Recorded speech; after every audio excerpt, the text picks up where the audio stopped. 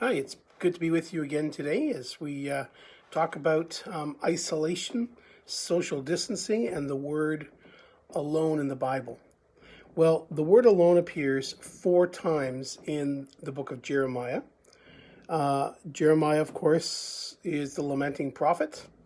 And each one of these is kind of a unique use of the word alone.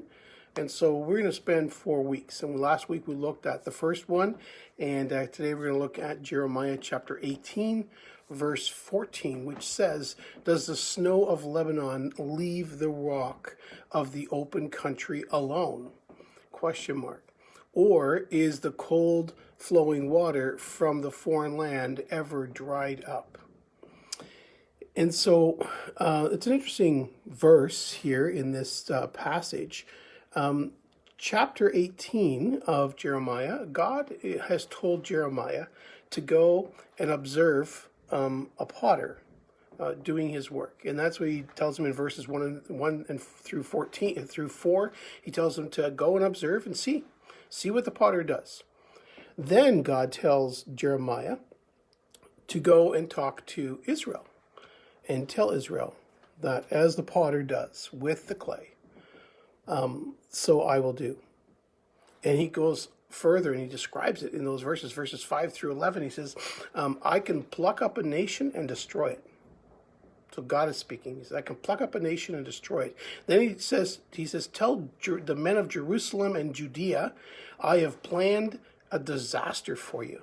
You know, we live in a day and age right now where we're saying, well, you know what, we're living in a kind of disastrous times because our economy has been, shut down. And in some cases right now, again, it's shut down again. It's been reopened and re-shut down. And there's a lot of confusion is going on.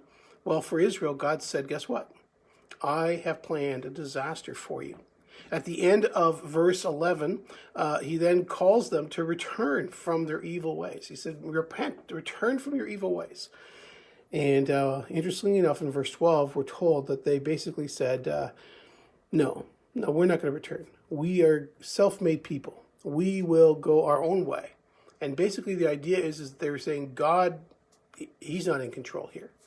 And how many people today, in our society, still have that attitude today that God is not in control, and we make our own way, we plan our own way, we are in control, and we even heard some politicians make some very strong statements, even anti-God statements like that in public, and I know I just shuddered when I heard them talk like that, and by the grace of God, God did not deal with them right there on the spot.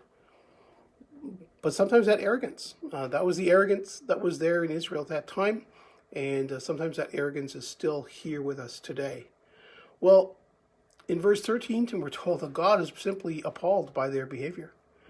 And that brings us then to verse 14, which is that verse that has the word alone in it. Again, in the New American Standard. Other translations don't have the word alone, but the New American Standard does have the word alone in here. And so again, that verse is, does the snow of Lebanon leave the rock of the open country alone?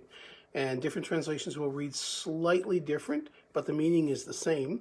And the word alone here simply means to leave alone, to leave alone. So some drop the word alone off, and basically it is to leave the rock of the open country. And so the idea is that the snow, this is in essence a rhetorical question. And the answer is no, it does not. And so God is asking that question because then in verse 15 through 16, God says, but Israel has done just that. Israel has done just what they ought not to have done, what the snow knows not to do. And yet they have done that. And that is they have wandered away from God and they have gone after false gods. And they have, instead of being quenched by God, they've gone after empty cisterns. And so they're running on empty. And they're ruining the country. Verses 15 and 16, he goes through how they have ruined the country. And then in verse 17, God says that he will scatter them and he will turn his back on them. Literally, he says, I will scatter them and I will turn my back so they will not see me. They will not have fellowship with me. And that is a very strong statement that God speaks against Israel at that time. Because of this prophecy, The people want to kill Jeremiah. In verse 18, they say, you know what? Like, we don't like that message. And sometimes that's what happens. Sometimes the messenger gets confused with the message. So the message, in this case, the message was from God to the people of Israel, and the people did not like the message, and because they didn't like the message, they wanted to kill the messenger. And again, we're living in a day and age with this whole coronavirus, and you can have people on both sides on this topic.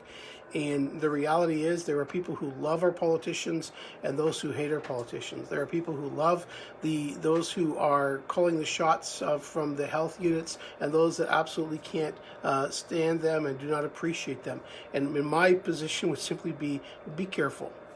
Be careful. They're the messengers. They're the messengers. And you've got people on the other side who have, maybe some what seems like good logical explanation, and they too are the messengers. And I think we need to be careful with when we kind of want to lash out at either side of this situation that we're in. Recognize that, like in Jeremiah's day, he was a messenger sent by God. Now, these might not be messengers sent by God, but they're still messengers that are coming with the message. And we need to be careful not to go and seek to destroy the messenger. The rest of that chapter 18, though, is God. He's simply saying what he's going to do with Israel. And he's going to deal with Israel in a very, it's not going to be good for them. And so we need to keep that in mind. Chapter 18, God is simply pronouncing, in essence, judgment upon Israel because they have wandered away and they're going their own way rather than going the way God has called them to go. May the Lord bless you.